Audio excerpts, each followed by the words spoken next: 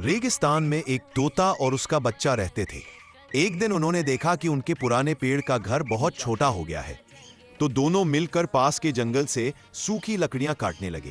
तोता ऊपर की टहनियां काटता, बच्चा नीचे उन्हें इकट्ठा करता। वे लकड़ियां सिर पर रखकर लाते हैं और मिलकर एक शानदार ट्री हाउस बनाते हैं।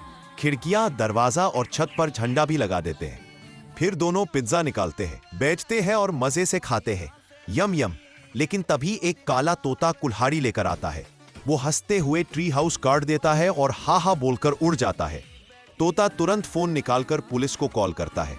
कुछ ही देर में पुलिस तोते हेलीकॉप्टर में आकर काले तोते को गिरफ्तार कर ले जाते हैं।